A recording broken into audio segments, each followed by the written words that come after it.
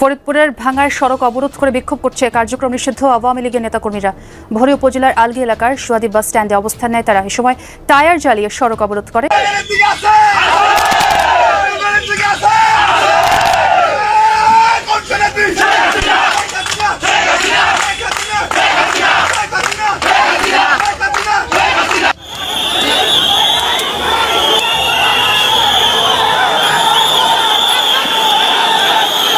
থেকে নাকি এরকম চিল্লানির আওয়াজ আসছিল, ওরে জামাইল্লা রে জামাইল্লা, একটা ভাইরাল আওয়াজ আছে, দেখছেন না? তবে এই ভিডিওটা একটা প্যাথেটিক ভিডিও ছিল, কিন্তু দুষ্ট ছেলেরা এটাকে এরকম বিভিন্ন ভিডিওর মধ্যে আওয়াজ দেয়, জামাইল্লা রে জামাইল্লা, সাইরা লাইছে রে। আচ্ছা, ঘটনার প্রেক্ষাপট তো অসাধারণ সফল একটা লকডাউন। এটা হলো 1971 মুক্তিযুদ্ধের মতো, যেরকম আওয়ামী লীগ মুক্তিযুদ্ধের ডাক দিয়ে সব গিয়ে কলকাতা হোটেলে রইছে, আর এখানকার কৃষক শ্রমিক জনতা মুক্তিযুদ্ধ করছে, দেশ স্বাধীন হয়েছে, তারা এসে বলে মুক্তিযুদ্ধের মালিক আমরা।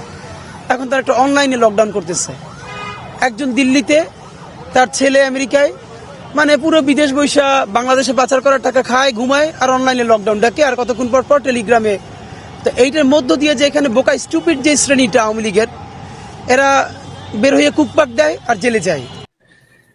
এখন আগামীকালকে কি হবে সেটার কিছু নজির আপনারা গেল 2-3 দিন দেখছেন। ওরা সেই গান পাউডার, সেই আগুন, সেই জ্বালাও পোড়াও আওয়ামী লীগের পুরাতন অস্ত্র যেগুলো, সেগুলো তারা ব্যবহার করা শুরু করেছে।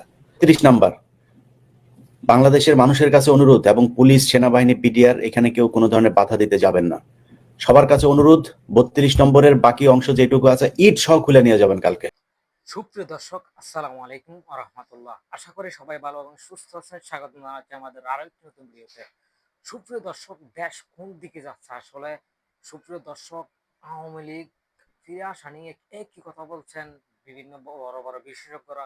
সুপ্রিয় দর্শক মণ্ডলী, এনসিপি আর জামাত এবং বিএনপির মধ্যে যে সংঘর্ষ, একে অপরকে কটাক্ষ করে কথা বলা নিয়ে আজকের এই ভিডিও। সুপ্রিয় দর্শক, সম্পূর্ণ ভিডিওটি দেখলে আপনারা বিস্তারিত আলোচনাটা দেখলে বুঝতে পারবেন আসলে দেশ কোন দিকে যাচ্ছে এবং দেশ আবার কার হাতে ক্ষমতায় আসতে যাচ্ছে।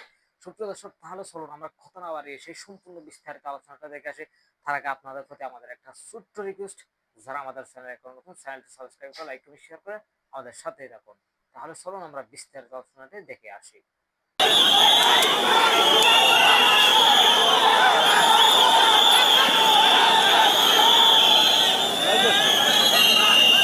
ফরিদপুরের ভাঙ্গায় সড়ক অবরোধ করে বিক্ষোভ করছে কার্যক্রম নিষিদ্ধ আওয়ামী লীগের নেতাকর্মীরা। ভোরে উপজেলার আলগী এলাকার সুয়াদি বাস স্ট্যান্ডে অবস্থান নেয় তারা। এ সময় টায়ার জ্বালিয়ে সড়ক অবরোধ করে। বন্ধ হয়ে যায় উভয় পাশের যান চলাচল। তৈরি হয় দীর্ঘ যানজট। পরিস্থিতি স্বাভাবিক করতে ওই এলাকায় পুলিশ ও সেনাবাহিনীর কয়েকটি টহল টিম পৌঁছেছে। পরিস্থিতি দ্রুত নিয়ন্ত্রণের চেষ্টা চলছে বলে জানায় আইন শৃঙ্খলা বাহিনী। এছাড়া মনসুরাবাদ বাসস্ট্যান্ড সংলগ্ন এলাকাও অবরোধ করা হয়। 2.5 ঘন্টা পর অবরোধকারীরা রাস্তা ছেড়ে গেলে স্বাভাবিক হয় যান চলাচল।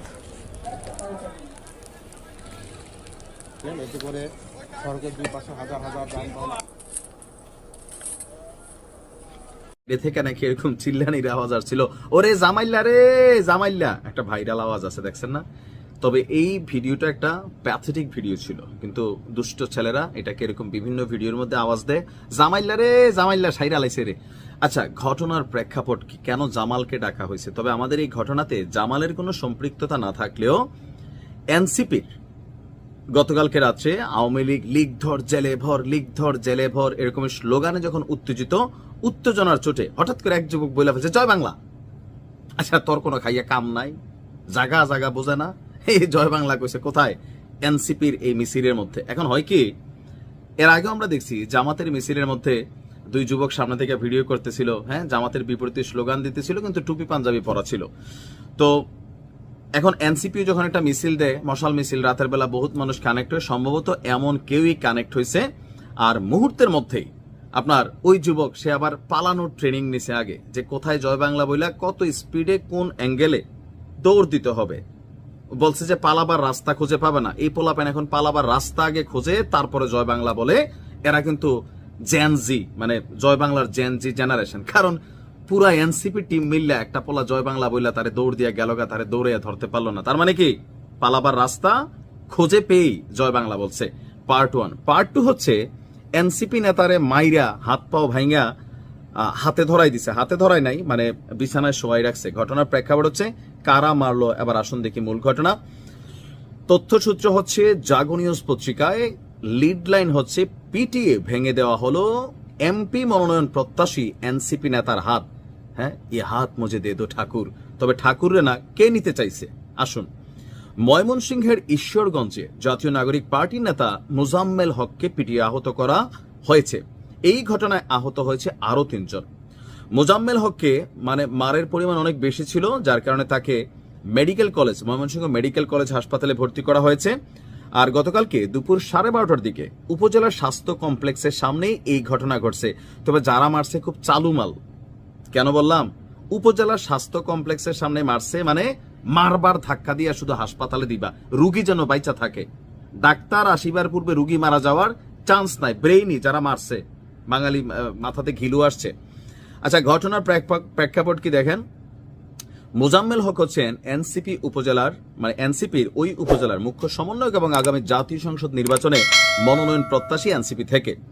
দুপুর 12:30টার দিকে উপজেলা স্বাস্থ্য কমপ্লেক্সে দালালের দৌরাত্ম্য, অনিয়ম, দুর্নীতি, সিন্ডিকেটের বিরুদ্ধে পূর্ব ঘোষিত একটা মানববন্ধন প্রোগ্রাম ছিল। তো সেইখানে তিনি গিয়েছিলেন এক সময়। এর মাঝখানে অতর্কিত একদল লোক, ওরা কারা? আমার মনে জয় বাংলার লোকে এনসিপির মাইট দিছে, অবশ্য বিএনপিও দিতে পারে, যেই ভাষায় এনসিপির তারা কথা বলে। হ্যাঁ, আহত মোজাম্মেল হক তিনি বলছেন যে উপজেলায় জুলাই যোদ্ধারা প্রতিবন্ধীরা মিলে মানববন্ধনের আয়োজন করছি। পূর্ব ঘোষিত মানববন্ধনে আমি যাওয়ার পরে উপজেলা স্বাস্থ্য পরিবার পরিকল্পনা কর্মকর্তা ডাক্তার জাকির হোসেনের নির্দেশে হাসপাতাল থেকে 7 জনের মতন, তার মানে জয় বাংলার লোক না। এখন আবার এটাও হইতে পারে হাসপাতাল লীগ আছে কিনা, মানে ডাক্তার লীগ মনে হয়, এবং কি হইতে পারে হাসপাতালে যারা চাকরি করে আয়াবুয়া নার্স লীগ, মেবি এইটুকু টাইপের কিছু। তো ওনার বক্তব্য হচ্ছে জাকির হোসেনের নির্দেশ পেয়ে হাসপাতাল থেকে 7 জনের মতন লাঠি সোটা হকি স্টিক নিয়ে বের হয়। এটা কি হাসপাতাল নাকি মারামারির অস্ত্রাগার? হাসপাতালের মধ্যে হকি স্টিক কই থেকে আইলো, এটা একটু ইনভেস্টিগেশন করে দেখা দরকার।